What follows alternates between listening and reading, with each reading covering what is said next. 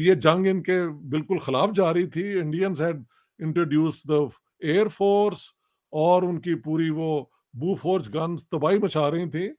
और आज तक जितनी जंगें पाकिस्तान ने शुरू की हैं, कभी सामने से आके नहीं कर की, जिस तरह के आप अपने आप को बहुत दलेर समझते हैं। Every time you send some people मुजाहिदीन के कपड़ों में होते होते आपके अपने वो रेगुलर भी हैं उनके अंदर। जय हिंद दोस्तों, स्वागत है आपका हमारे चैनल पर एक और लेटेस्ट वीडियो में। दोस्तों, कल जिस तरह भारत विजय दिवस करगिल को लेकर विजय दिवस मना रहा था और वो अपने जवानों के दिए गए बलिदान को जिस तरह भारतीयों ने याद किया, तो दोस्तों उससे अब पाकिस्तानी मीडिया में करगिल युद्ध की जिस तरह पाकिस्तान की हार हुई थी उसी का भी चर्चा पाकिस्तानी मीडिया में भी खूब किया गया। और दोस्तों, पाकिस्तानी मीडिया में आज भी कुछ लोग ऐसे हैं जो कि सच बोलते हैं और अपनी आर्मी के बारे में देख के दोस्तों किस तरह से कह रहे हैं कि यह सब कुछ हर जंग में हमने ही पहल की है और भारत के साथ हर बारी हमने ही छेड़खानी की थी। उसका नतीजा हर बार यही हुआ है कि हर बार हम जब भी मौका मिला है तभी हम इंडियन आर्मी से पिटे हैं।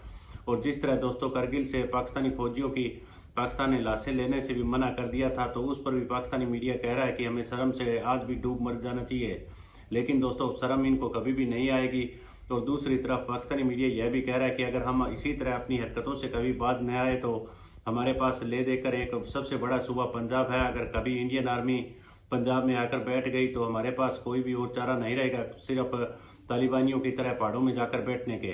तो दोस्तों, किस तरह से देखिए पाकिस्तानी मीडिया में भी काफ़ी लोग हैं जो कि जिस भारतीय इंडियन आर्मी के शौर्य की गाथा गा रहा है और जिस तरह हर बार पाकिस्तान को भारत ने हर युद्ध में जिस तरह फटकनी दी है उसके बारे में भी इस वीडियो में काफ़ी चर्चा की गई है।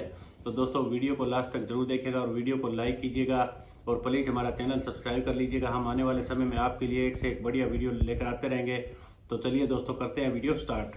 समझ नहीं आती। आज पता लग गया आपसे, मुझे नहीं था पता कि that the Chinese had transmitted this information, vital information to the Americans.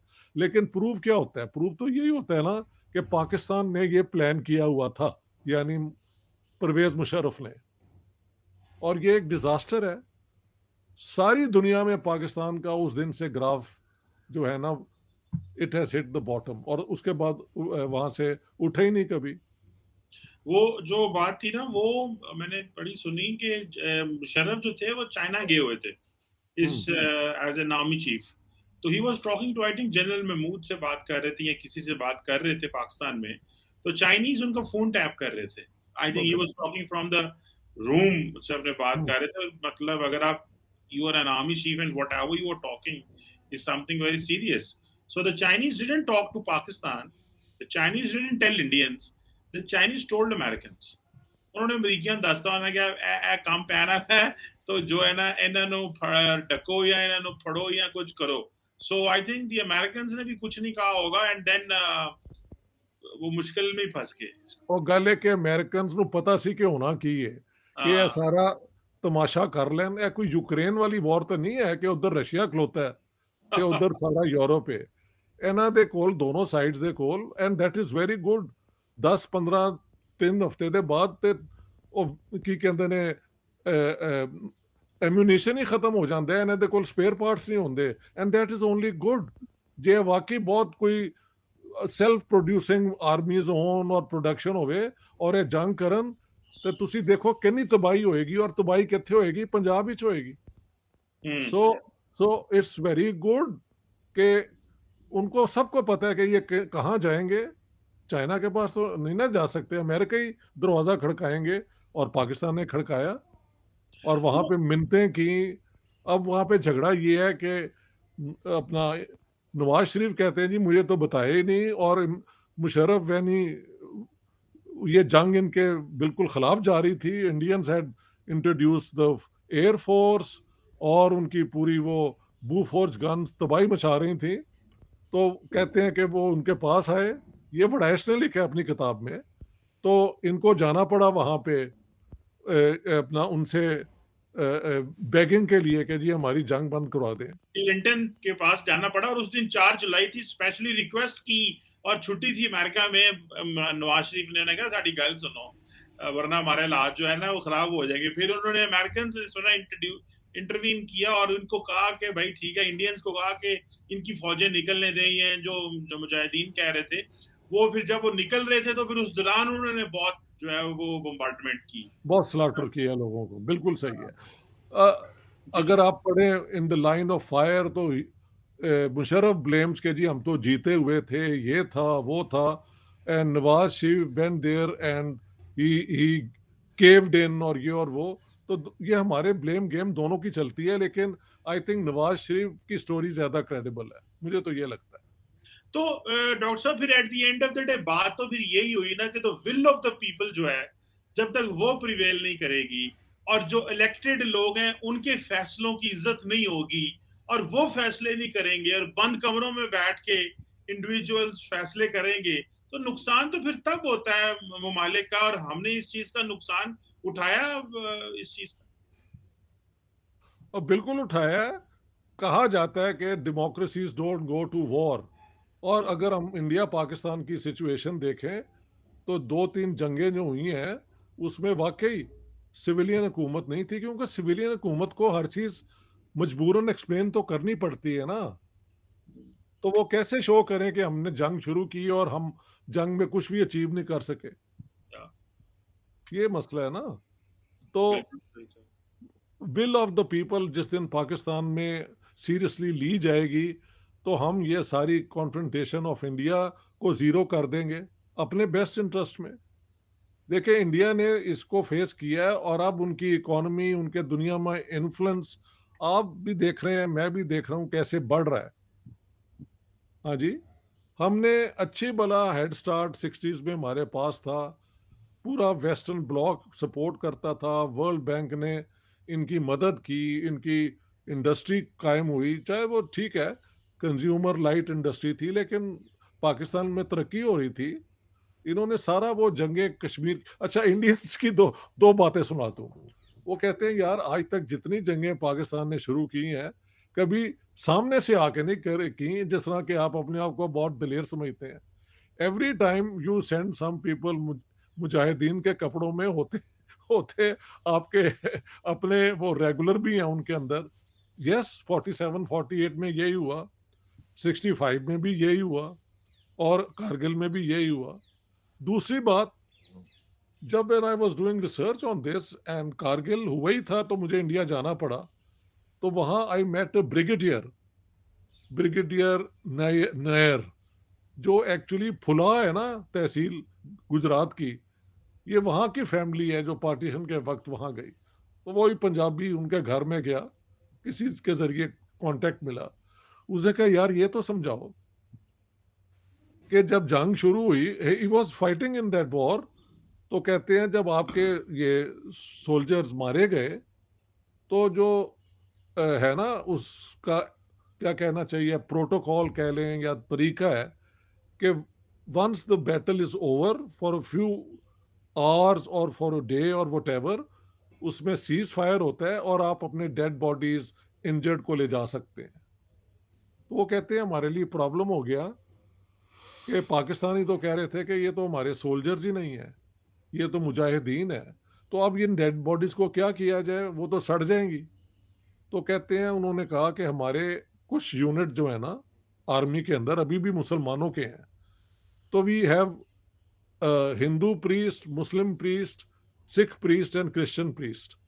तो हमारे आर्मी के जो मुसलमान मौलवी हैं उनको ला के तो उनका नमाज जनाजा पढ़ाया गया और उनको बैरी किया गया अकॉर्डिंग टू इस्लामिक जो राइट्स हैं।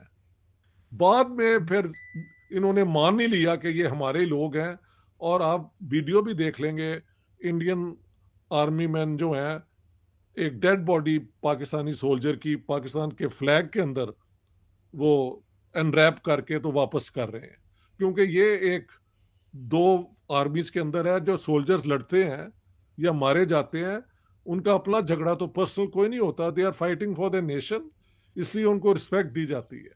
तो ये भी दो चीजें मैंने आपको और बता दी हैं। Pakistan has always been lacking, what I have said to you I think the first time we talk, a strategic overview के करना क्या है।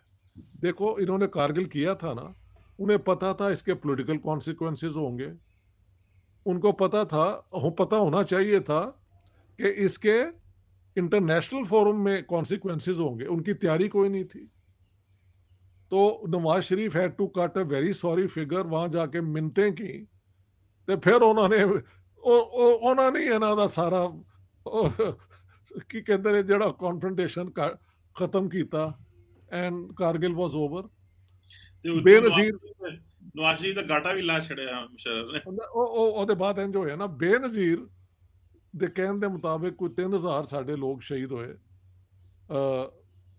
ਨਵਾਜ਼ ਸ਼ਰੀਫ ਦੀ ਕਿਤਾਬ ਤੋਂ ਮਹਿਲ 2500 ਦਾ ਜ਼ਿਕਰ ਹੈ, ਤੇ ਇੰਡੀਅਨ ਕਿੰਨੇ ਇਹਦੇ 'ਚ ਮਾਰੇ ਗਏ ਨੇ ਵੀ don't know.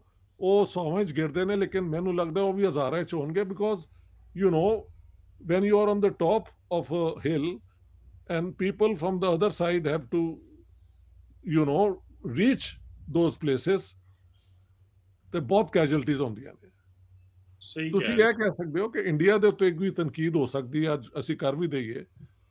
Y did they abandon the bunkers on what assumption? India 'ਚ ਇਹ ਗੱਲ ਨਹੀਂ ਹੁੰਦੀ, देयर इज नो अंडरस्टैंडिंग कि ਤੁਸੀਂ सर्दी आएगी तो ਤੁਸੀਂ चले जाओगे, बट दे डिड।